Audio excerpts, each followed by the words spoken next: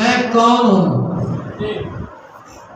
پھر ساری زندگی بندہ محنت زحمت کرتا ہے اس بدن کو، یہ جو ظرف اللہ نے دیا ہے اسے راحت پہنچانے کے لیے، وہ جو اصل وجود ہے جسے روح اور فکر کہتے ہیں، وہ تڑپتی رہتی ہے، وہ بھوکی رہتی ہے، وہ پیاسی رہتی ہے. یہ بندہ اسے جانتا ہی نہیں ہے، اسے کیا پتا اس کی غذا کیا ہے.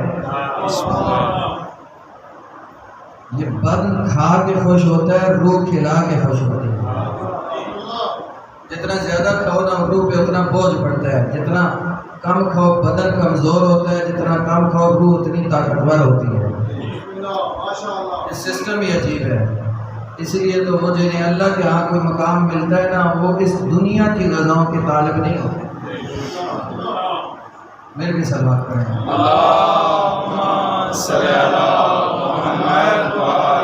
اگر یہی وجود آپ کا سب کچھ ہوتا نا، یہ جو بدن نظر آ رہا ہے یہی سارا وجود ہوتا، کل ہستی انسان کی یہی ہوتا، تو یہ سارا وجود ایک دن سلامت ہوتا ہے. سر کے بالوں سے لے کر پاؤں کے ناخن تک پورے ہوتے ہیں، اسی حالت میں ہوتے ہیں. لیکن مسجد سے اعلان ہوتا ہے اب فلاں شاہ صاحب، فلاں مولانا صاحب، فلاں چودھری صاحب نہیں جا رہے، فلاں کی لاش، فلاں کی میت، فلاں کا جنازہ جا رہا ہے. گویا یہ تیری ایک ملکیت تھی جو جا رہی ہے، اب تو نہیں ہے. بدن میں تو کوئی کمی نہیں آئی ہوتی، کیوں یہ اعلان تبدیل، یہ تعارف تبدیل کیوں ہو جاتا ہے؟ جب دو ٹانگوں پہ چل رہا ہوتا ہے تو کہتے ہیں فلاں شاہ صاحب آ رہے ہیں، جب چار ہاتھوں پہ اٹھائے ہوتا ہے تو پھر کہتے ہیں شاہ صاحب نہیں، ان کی میت جا رہی ہے. جب انسان کا بدن کا روح سے کنیکشن ٹوٹتا ہے نا، اس بدن میں کوئی کمی نہیں ہوتی تو تعارف تبدیل ہو جاتا ہے. پتہ چلتا ہے وہ جو انسان کی اصل ہستی تھی نا، وہ جو حقیقت تھی، وہ اب اس بدن کا ساتھ چھوڑ گئی ہے. اگر اس دنیا میں بظاہر چلتا پھرتا بھی ہو انسان کا کنیکشن روحانیت سے ٹوٹ جائے تو چلتی پھرتی لاش ہے. اور اللہ نے زندگی کے بارے میں کیا کہا ہے؟ جو لوگ اس دنیا کی ظاہری زندگی کو سب کچھ سمجھ بیٹھے ہیں، اللہ تو ذرا سورہ ملک اٹھا کے دیکھے نا، کہہ رہا ہے تبارک الذی بیدہ الملک وہو علی کل شیء قدیر. پاک ہے وہ ذات جس کے قبضہ قدرت میں حکومت ہے، اور وہ حکومت علی کل شیء قدیر ہے، پاکستان کی باؤنڈری تک نہیں ہے. اس حکومت کے دائرہ اختیار میں جو علی کل شیء قدیر ہے، یہ کرتی کیا ہے؟ الذی خلق الموت والحیات لیبلوکم ایکم احسن عملا. وہ اللہ ہے جو پیدا کرتا ہے، خلق کرتا ہے موت کو پھر حیات کو، تاکہ تمہاری آزمائش لے کون احسن عمل لے کے میرے پاس آتا ہے. وہ تو کہتا ہے میں نے موت کو خلق کیا پھر حیات کو، موت پہلے ہے حیات بعد میں. کوئی تمہاری یہ 25 30 50 60 سال کی زندگی اس کی نظر میں حیات ہے ہی نہیں، اور تم اسی 25 30 پہ جو کچھ کماتے ہو اس پہ اکڑ کے بیٹھ جاتے ہو. پتہ نہیں میں زندگی میں کیا بن گیا، مجھے سرکاری ملے گی، مجھے فلاں شہرت ملے گی، مجھے فلاں عہدہ ملے گا تو میں بڑا بنوں گا. اللہ کہتا ہے تیری یہ زندگی دنیا کی میری نظر میں زندگی نہیں ہے، اس زندگی کا کمایا ہوا میری نظر میں کیا ہے؟ ان اکرمکم عند اللہ اتقاکم. میرے لیے تمہارا یہ ذات کا تعارف، تم کس خاندان سے ہو، کس رنگ سے ہو، کس نسل سے ہو، کتنی زمین ہے، کتنی جائیداد ہے، دنیا میں کون سے عہدے ہیں، یہ میرے لیے کچھ نہیں ہے. ان اکرمکم عند اللہ اتقاکم. میرے نزدیک تم میں سے زیادہ عزت دار وہ ہے جو زیادہ متقی ہے. پریشان تو نہیں ہو گئے؟ کبھی کبھی میں زیادہ ہی سخت ہو جاتا ہوں.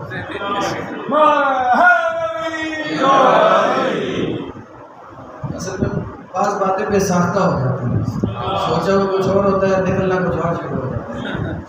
مل کے بلند آواز سے سلمان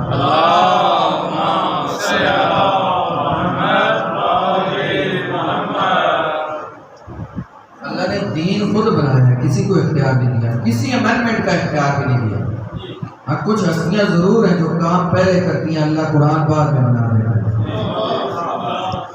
لیکن دین میں رد و بدل کا اختیار نہیں دیا. یہ جو اللہ نے تورات نازل کی تھی، انجیل نازل کی تھی، یہ منسوخ کیوں ہوئی ہے؟ کیونکہ لوگوں نے اللہ کے بنائے ہوئے میں اپنی مرضی شامل کرنی شروع کر دی.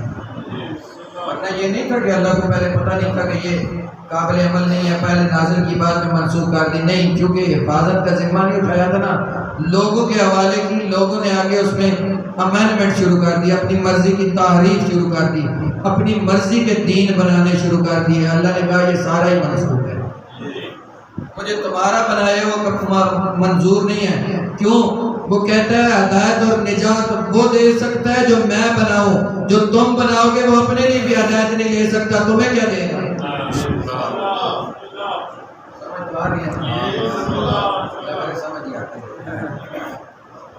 بندہ جب اپنی ہستی کو نہیں پہچانتا نا، اسے نہیں پتا کہ میرا عقلی وجود کیا ہے، میرا نفسانی وجود کیا ہے، میرا روحانی وجود کیا ہے، اسی بدن کو سارا کچھ سمجھ لیتا ہے، پھر ساری زندگی اس بدن کے لیے اچھا مکان بھی بناتا ہے، اچھی گاڑی بھی لیتا ہے، اچھے کپڑے بھی پہناتا ہے، اچھی خوراک کا بھی انتظام کرتا ہے، اس کی خدمت کرتا رہتا ہے، خدمت کرتا ہے۔ شاید یہ بدن کو پڑھ کے پوری دنیا پہ پھیل جائے، ایک دن یہ ہوتا ہے یہ بدن ایک گڑھے میں چلا جاتا ہے، اور ساری زندگی اس بدن کی آسائشات کا خیال کر کر کے نا، پھر بھی اس سے پوچھو نا سکون میں ہو، کہتا ہے نہیں سکون نہیں ہے۔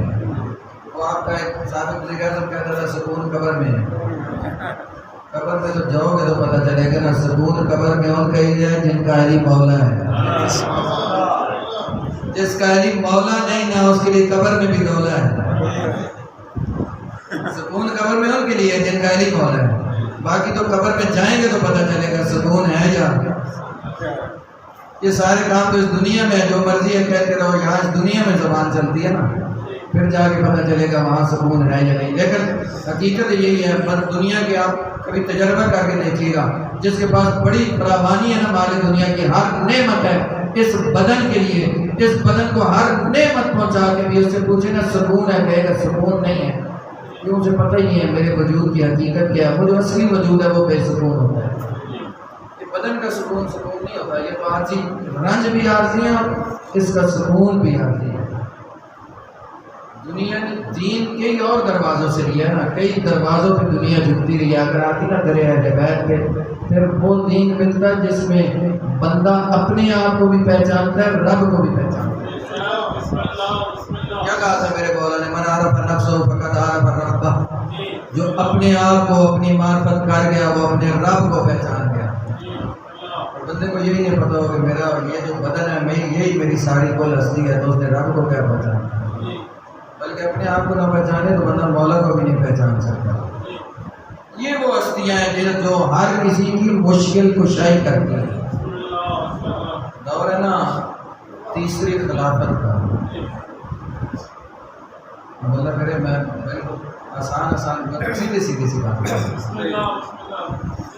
آیا ایک مقدمہ، یہ ذرا مقدمہ تھوڑا پیچیدہ ہے، آپ نے توجہ کرنی ہے۔ ایک بندہ بہت ہو گیا تھا، پرانے زمانے کی بات ہے، اس کی کنیز تھی، یہ ایک شرعی مسئلہ ہے، کنیز کے ساتھ بندے کو نکاح نہیں کرنا پڑتا، وہ حلال ہوتی ہے، لیکن اب کنیزیں ہوتی بھی نہیں ہیں۔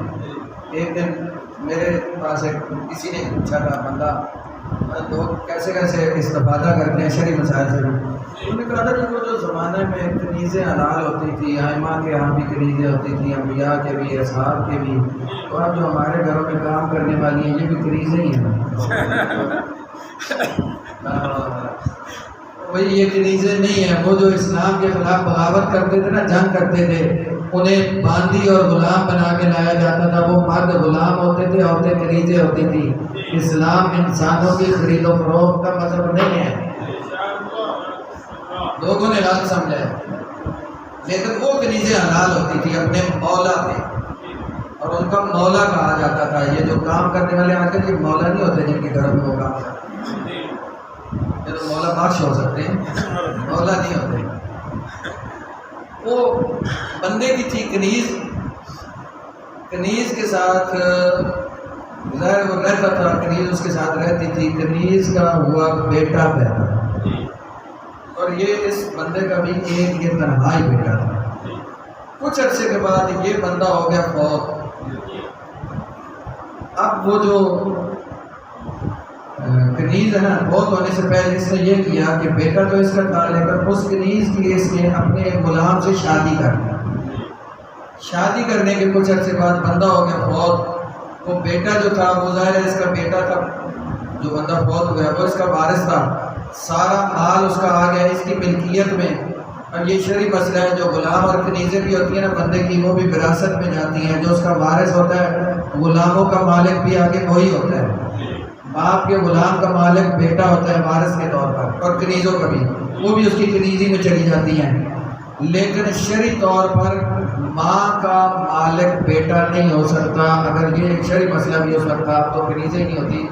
جس کنیز کا بیٹا ہو اور اس کا مالک بہت ہو جائے اور بیٹا مالک کی وراثت میں مالک بن جائے تو کنیز آزاد ہو جاتی ہے۔ یہ ذرا مشکل سے مسئلہ ہے، آپ کے کام کریں۔ بہرحال تو بندہ فوت ہوا، پیچھے اس کا بیٹا وارث بن گیا، کچھ عرصے کے بعد بیٹا بھی فوت ہو گیا، یہ اس کی ماں تھی اور وارث کوئی نہیں تھا، سارا کچھ آ گیا کہ اس کی ملکیت میں وہ جو بندے نے جس شوہر کے ساتھ اس کی غلام کے ساتھ شادی کی تھی نا، اب مالک ہونے کی حیثیت سے وہ غلام بھی آ گیا اس کی ملکیت میں۔ اب ان کا ہو گیا جھگڑا، وہ کہتا ہے میں تمہارا شوہر ہوں، یہ کہتی ہے میں تمہاری مالک ہوں، تم میرے غلام ہو۔ یہ جھگڑا گیا ہے دربار خلافت میں، پہلے نیچے مطلب گیا ہوگا سول کورٹ میں، پھر سیشن میں گیا ہوگا، سیشن سے آئی میں، یہ سپریم کورٹ ہوتی تھی، بلکہ یہ سپریم کورٹ سے بھی اوپر ہوتی تھی، کیونکہ قاضی القضاء سے بھی اوپر پھر صاحب خلیفہ تھے۔ ان کے پاس گیا، انہوں نے بھی بڑا سوچا، یہ تو پہلے یہ اس کی کنیز تھی، پھر اس کے بعد یہ غلام کے ساتھ شادی ہوئی، پھر وہ بندہ مر گیا، پھر اس کا بیٹا مالک بنا، پھر بیٹا مر گیا، پھر اس کی مالکن بنی۔ سمجھ آ رہی ہے؟ کوئی نہیں آ سکتا، ایسے ہی وہ بھی الجھ گئے جیسے آپ الجھ گئے۔ انہوں نے کہا جی یہ میرے بس و بار ہے، مجھے نہیں سمجھ آ رہی ہے اس کا حل کیا ہے۔ پھر حل دینے کے لیے نہ بھیجا وہیں سے جہاں سے ہر مسئلے کا حل ملتا ہے۔ تو کچھ اس طرح کی صورتحال ہوتی تھی نا، جیسے بندے نے اشتہار دیا تھا اخبار میں مجھے ملازم چاہیے، بندہ آیا نوکری کے لیے، اس نے آگے پوچھا جی کام کیا ہے، کہا دربار سے کھانا اپنا کھا کے آنا ہے، میرا لانا ہے۔ کام یہی یہاں تنخواہ بھی نہیں ہے، 2 وقت کا کھانا ہے، وہ اپنا کھا کے آنا ہے، میرا لانا ہے۔ اس وقت بھی یہی ہوتا تھا کہ مسئلہ نہ آ رہا ہو پھر بھیجتے تھے جاؤ وہاں سے پوچھا نا، مجھے بھی بتا دینا۔ سمجھا رہی ہے؟ مل کے سلوات پڑھ دیں۔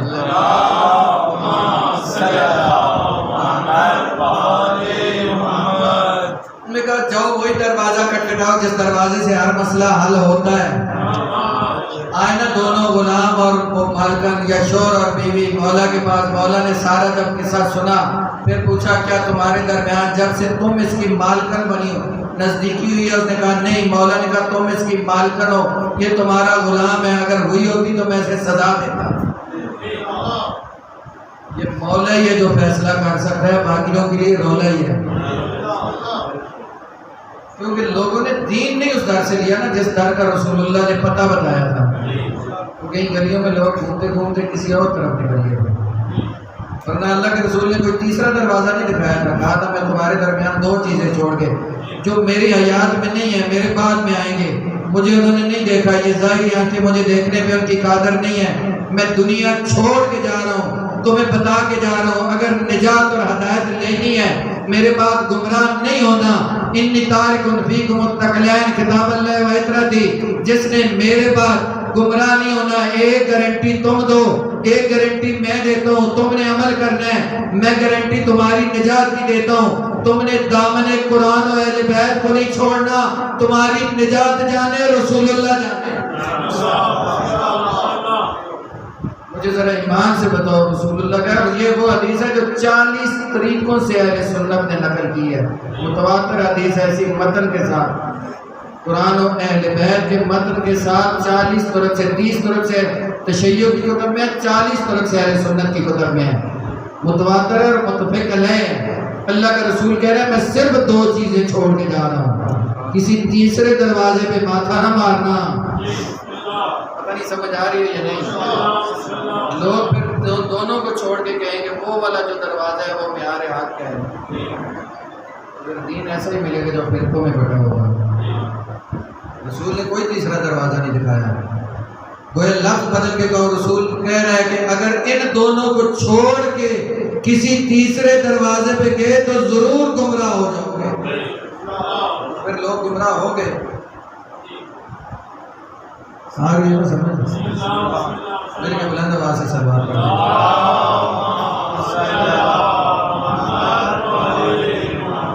مولا نے فیصلہ کیا، لوگ خوشی خوشی وہ گھر گئے، عورت خوش ہوئی، بندہ تو بہرحال پھر پریشان ہی ہوا، ملکیت میں آ گیا تھا۔ آئے نا میرے مولا علی مسجد کوفہ میں، بندہ بیٹھ کے رو رہا ہے جوان، مولا نے پوچھا رونے کی وجہ، اس نے کہا میرے ساتھ ظلم ہوا ہے۔ مولا نے کہا ظلم کیا ہوا ہے؟ اس نے کہا میرا والد گیا تھا سفر تجارت پہ، ساتھ تھے 4 بندے، کچھ عرصہ کے بعد وہ بندے تو لوٹ آئے، میرا والد نہیں لوٹا۔ جب ان سے پوچھا تو انہوں نے کہا تمہارا والد رستے میں صحرا میں مر گیا ہے، ہم نے وہیں دفن کر دیا ہے۔ کوئی مال میرا والد لے کے گیا تھا، جب اس کا پوچھا تو وہ کہتے ہیں اس کے پاس کچھ نہیں تھا۔ مولا نے پوچھا تو کسی کے پاس مقدمہ لے کے؟ اس نے کہا میں قاضی شرعی کے پاس لے کے گیا ہوں۔ کیا کہا اس نے کہا گواہ لے کے آؤ۔ مولا مجھے بتائیں میرا باپ صحرا میں مرا ہے، جو 4 پاس تھے وہ تو چاروں کو ایک ہی بیان دے رہے، مر گیا اس کے پاس کچھ نہیں، میں گواہ کہاں سے لے کے دوں؟ مولا نے کہا اچھا ان 4 کو بلاؤ۔ 4 کو لائے گا مسجد کوفہ میں، الگ الگ دور دور کر کے کھڑا کیا نا میرے مولا نے ستونوں کے ساتھ، ایک کاتب کو رکھا ساتھ، پہلے کے پاس آئے، آگے اس سے کیا سوال ذرا یہ بتا کہ جو بندہ تمہارے ساتھ 5واں تھا اس کا نام کیا تھا؟ اس نے نام بتایا، کہا جب وہ مرا تو اس دن تاریخ کیا تھی؟ وہ بھی اس نے بتائی۔ کاتب سے مولا نے کہا لکھتے جاؤ، دن کیا تھا؟ اس نے دن بھی لکھا، دن کا کون سا حصہ تھا؟ صبح تھی، دوپہر تھی، شام تھی، رات تھی، اس نے وہ بتایا، لکھا۔ اچھا جب مرا اس نے کپڑے کیسے پہنے ہوئے تھے؟ اس نے بتایا، کاتب نے لکھ لیا۔ اس کے مرنے سے پہلے غذا کیا کھائی تھی؟ تو جو ہے مولا سوال پوچھتے رہے، کاتب جواب لکھتا رہا، لکھ کے مولا نے ایک نعرہ تکبیر بلند کیا، اسے چھوڑا، اگلے کے پاس گئے، وہی سارے سوال مولا نے کیے رپیٹ، اگر ہوتا سچ تو جواب ہوتے ایک جیسے۔ اب انہوں نے یہ تو سوچا ہی نہیں تھا کبھی یہ کیس علی مولا کے پاس بھی جائے گا، ہم بیٹھ کے منصوبہ بنا لیں جواب دینے کیا ہے، اور علی کو جواب دے بھی کون، پھر علی کو کون بتائے سچ کیا ہے اور جھوٹ کیا ہے۔ جب 4 کے جواب لکھے گئے نا، جواب 4 کے تھے الگ الگ، آخری کے پاس پہنچے، میرے مولا نے تکبیر بلند کر کے اس سے کہا یہ سب تمہارے 4 کے جواب ہیں الگ الگ، مجھ پہ حقیقت روشن ہے، تم نے کیا ہے اس کا مال ہڑا۔ اب سچ بتاؤ، اگر زیادہ سزا سے بچنا چاہتے ہو، سزا کے تو حقدار ہو لیکن زیادہ سزا سے بچنا، اس نے تسلیم کر لیا، کہا مولا وہ مال کے لالچ میں ہم نے بندہ مار دیا۔ اس نے تسلیم کر لیا، کاتب سے کہا یہ بھی لکھ لو، کس طرح مارا؟ اس نے کہا اس طرح مارا ہے، اس طرح ہم نے اس کا مال پھر دیا ہے، ہم نے آپس میں حصے کیے ہیں، فلاں جگہ پہ مال دفن کیا ہے، اب جب فرصت ملے گی جا کے نکال کے تقسیم کریں گے۔ پھر مولا دوسرے کے پاس آئے نا، پچھلوں کے پاس واپس آئے، اسی طرح الگ الگ، انہوں نے بتایا تمہاری حقیقت کھل چکی ہے، بہتر ہے اپنی زبان سے تسلیم کر لو۔ ایک ایک کر کے 4 کو تسلیم کرایا۔ اب ایک بندہ بھیجا جہاں انہوں نے مال دفن کیا تھا، وہاں سے مال نکلوایا، وارث کے حوالے کیا، پھر اس سے سوال کیا اب تجھے 3 اختیار ہیں، قصاص لے، قتل کے بدلے قتل، دیت لے لے یا بخش دے۔ یہ صرف وارث کو ہی اختیار ہوتا ہے، خون کوئی اور معاف نہیں کر سکتا۔ اس نے کہا مولا میرا مال مجھے مل گیا ہے، باقی ان کا میرا اور اللہ کا معاملہ ہے، دنیا میں میں ان سے انتقام نہیں لیتا، میں انہیں معاف کرتا ہوں۔ یہ سارا ماجرا دیکھ رہا تھا وہ قاضی شرعی جو گواہ مانگ رہا تھا، اس نے ایک مرتبہ میرے مولا سے سوال کیا، یہ میرے ذہن میں تو نہیں آیا کہ قرآن ہے، آپ کو کیسے پتہ چلا؟ میں کہوں گا قاضی شرعی تیری اگر تو علی کے بارے میں سوچ رہا ہے، آپ کو کیسے پتہ چلا؟ مولا نے فرمایا، مل کے ایک مرتبہ بلند آواز سے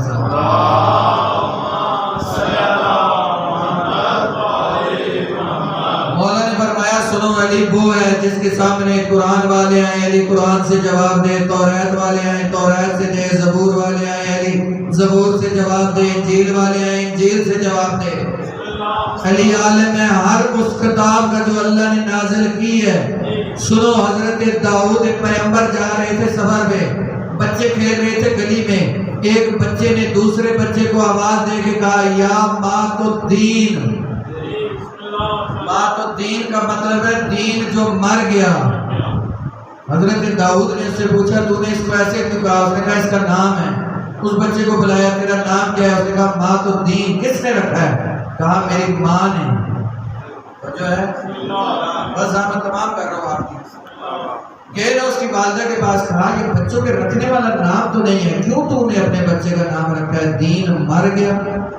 اس نے کہا میرا شوہر سفر پہ گیا تھا، یہی واقعہ ہے جو یہ واقعہ ہے بچے والا ہے، میرا شوہر سفر پہ گیا تھا، اس کے ساتھ اس کے 4 پارٹنر گئے تھے، جب واپس لوٹے انہوں نے کہا تیرا شوہر سفر میں مر گیا، مال نہیں چھوڑ کے گیا۔ میرے پیٹ میں اس وقت بچہ تھا، میں نے پوچھا میرے شوہر نے کوئی وصیت کی ہے؟ انہوں نے کہا ہاں کی ہے۔ اس نے کہا جب میرا بیٹا پیدا ہو میری بیوی سے کہنا اس کا نام رکھے مات الدین۔ حضرت داؤد نے کہا ان چاروں کو ایک مرتبہ بلا لو، اللہ کا نبی تھا سمجھ گیا، چاروں کو بلایا گیا اسی انداز سے۔ حضرت داؤد نے ان کو الگ الگ کر کے ان سے تفتیش کی، جب قتل تسلیم کروایا نا، ایک مرتبہ ان سے مال چھینا ہوا لے کے واپس وارث کے حوالے کر کے اس عورت سے کہا اب بچے کا نام مات الدین نہیں، تبدیل کر کے رکھ عاش الدین۔ دین زندہ ہو گیا۔ اس نے پوچھا نا مجھے حقیقت بتائیں، کہا تیرے شوہر نے تجھے بڑی رمز کی بات کہہ کے بھیجی تھی، اس نے گویا دوسرے لفظوں میں بتایا تھا یہ میرا حق غصب کر رہے ہیں۔ حق غصب ہوتا ہے تو دین مر جاتا ہے۔ پتہ نہیں آپ کو سمجھ آ رہی ہے یا نہیں؟ حق غصب ہوتا ہے تو دین مر جاتا ہے۔ میرے بچے کا نام رکھنا مات الدین، اب حق آ گیا لوٹ کے واپس، اب یہ عاش الدین، دین زندہ ہو گیا ہے۔ بندہ پڑھے ساری زندگی نمازیں، ساری زندگی روزے رکھے، ساری زندگی جتنی مرضی عبادتیں کرے، اگر کسی کا حق غصب کیا ہوا ہے جب تک وہ بندہ معاف نہیں کرے گا اللہ معاف نہیں کرے گا۔ مکتب اہل بیت میں کسی کی غصب کی ہوئی زمین پہ نماز پڑھو نہیں ہوتی۔ سارا دن روزہ رکھ کے اگر حرام کے پیسے سے کھجور لے کے کھا کے روزہ کھولے، روزہ نہیں ہے۔ جو حق کسی کا کھاتا ہے وہ حق کو روئے تو اسے حق نہیں ہے، کیونکہ حق کو جن کے حق کو روتے ہیں نا انہوں نے دین کو زندہ کیا ہے، اپنی جانیں دے دی۔ انہوں نے کسی کا حق کھایا نہیں، اپنا حق غصب ہوئے لیکن دین کو زندہ کیا۔ سیدہ کی وصیت تھی نا بطول کی، علی میرے بعد خاندان اختلافیہ سے شادی کرنا، اللہ کی عبادت قبول کرے۔ میرے مولا نے بھائی عقیل سے کہا بہادر خاندان میں سے میرے لیے رشتہ تلاش کرو۔ ہو گئی نا شادی، آ گئی جناب ام البنین علی کی زوجہ بن کے دہلیز بطول۔ ایک مرتبہ آگے نا تعظیم کے طور پہ دہلیز بطول کو چوما۔ حسنین آئے نا ماں کا استقبال کرنے، جب کہا نا اماں کہا نہیں تمہاری کنیز بن کے آئی ہو، ماں بن کے نہیں آئی، تم بطول ذاتے ہو۔ یہی ساری زندگی سکھایا بیٹے عباس کو بھی، وہ بطول کے بیٹے ہیں، تو کنیز کا بیٹا ہے۔ آگے نا شب عاشور، مولا عباس اور زہیر ابن کین پہرا دے رہے ہیں خیموں کا۔ ایک مرتبہ زہیر نے توجہ دلانے کے لیے عباس سے کہا عباس جانتے ہو علی نے کیوں خاندان کلابیہ سے شادی کی؟ میرے مولا نے گھوڑے کی رکابوں پہ زور دیا نا، رکابیں توڑ دی۔ کہا زہیر تو عباس کو بتائے گا علی نے کیوں مجھے مانگا تھا؟ میں عباس نہیں جانتا۔ صبح عاشور طلوع ہونے دو، ایک مرتبہ عباس کو اجازت مل جائے کربلا کی زمین پر رنگ تبدیل ہو جائے۔ کاش عباس کو اجازت مل گئی ہو۔ آیا نا میرے مولا کے پاس اجازت لینے، مولا مجھے موت کی اجازت دے۔ کہا عباس تو میرے لشکر کا سپہ سالار ہے۔ ایک مرتبہ کربلا کے میدان کو نظر کر کے کہتا ہے مولا کہاں گیا وہ لشکر جس کا میں سپہ سالار ہوں؟ مولا جدھر وہ لشکر گیا عباس بھی ادھر ہی جانا چاہتا ہے۔ نکلی نا اجازت، ایک مرتبہ جناب سکینہ ایک چچا پاس ذرا میرے ساتھ خیمے میں تو چلو جہاں بنو ہاشم کے چھوٹے بچے ہیں۔ آئے نا اس خیمے میں جہاں مشکیزیں رکھے جاتے تھے، چھوٹے چھوٹے بچے مشکیزوں والی جگہوں پہ زمین پہ منہ رکھ کے لیٹے ہوئے تھے، شاید کچھ ٹھنڈک پڑے۔ کہا چچا عباس ایک مرتبہ پانی لے آؤ۔ آج سکینہ تیرا بابا اجازت نہیں دیتا، میں ساتھ جاتی ہوں۔ ایک مرتبہ ہو گئی اجازت، میرے مولا نے بھائی عباس سے کہا پانی کی اجازت ہے، پہلے جا بہن زینب سے اجازت لے۔ سنو کے بعد چھوڑ رہا ہوں، بہن زینب سے اجازت آیا نا میرا مولا ثانیہ زہرا کے خیمے میں، کہا ثانیہ زہرا نے عباس ایک مرتبہ زمین پہ بیٹھ، جب بیٹھا نا کہا سنو عباس، جب میں چھوٹی سی تھی نا بابا کی گود میں بیٹھی ہوئی تھی، ایک مرتبہ میرے سر سے ردا سرکی میرے بابا نے میرے بالوں کے بوسے لینے شروع کیے، بوسے لیتے لیتے میرے بابا نے رونا شروع کیا، پھر میری کلائیوں سے ردا ہٹائی، میری کلائیوں میں بوسے لیے۔ میں نے بابا سے پوچھا لوگ بچیوں کو چوم کے خوش ہوتے ہیں، بابا روتا کیوں ہے؟ کہا زینب ایک وقت ہوگا تیرا سر عریان ہوگا، ان کلائیوں میں رسیاں ہوں گی۔ عباس زینب ساری عمر سوچتی رہی، جس کا عباس جیسا بھائی ہو کس کی جرت ہے زینب کے ہاتھوں میں رسیاں ڈالے۔ اللہ کی عبادت قبول کرے۔ عباس زینب کو یقین ہو گیا ہے تو جو اجازت لے رہے ہیں وہ وقت آ گیا ہے، زینب کے ہاتھوں میں رسیاں آئیں گی۔ میرے کی نے ایک مرتبہ اجازت کیا، میرے مولا فرات پہ 4000 کے لشکر کو ہٹا کے مولا نے گھوڑے کو فرات پہ ڈالا، فرات پہ قبضہ کر کے نا مڑ کے کہتا ہے شجاعت سے کہتے ہیں، ایک مرتبہ چلو میں پانی بھرا نا قریب لا کے ہمیں دکھا کے کہتا ہے وفا سے کہتے ہیں، بات پیتا نہیں ہے۔ مہمان سے کہا نا تو پیاسے ہے پانی پی لے، ایک مرتبہ زبان حال سے کہتا ہے مولا میں کچھ جیسا انسان ہوں پانی پی لوں پیاس پہ بابا لے کے مولا پانی واپس چلا نا، ایک ملعون نے چھپ کے دائیں بازو پہ وار کیا، مولا کا دائیں بازو اب تسمہ پکڑا نا بائیں ہاتھ میں، ایک مرتبہ بائیں ہاتھ پہ وار ہوا، مولا کا بائیں بازو ذبح ہوا۔ عباس نے تسمہ دانتوں میں پکڑا، گھوڑے کو تیز کیا، اللہ مجھے ایک مرتبہ توفیق دے یہ پانی سکینہ تک پہنچا دو۔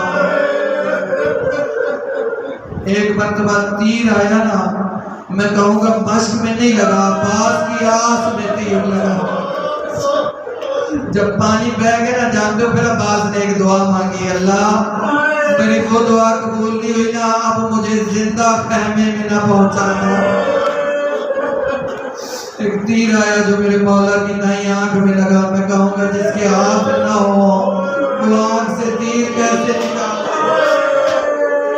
حکیم ابن طفیل نے وہ ظلم کا گرز مارا مولا کے سر پہ، سر شکافتا ہوا، ام المنین کا لال گھوڑے سے زمین پہ آیا، یا مولا ادراک، مولا میری مدد کو آئے۔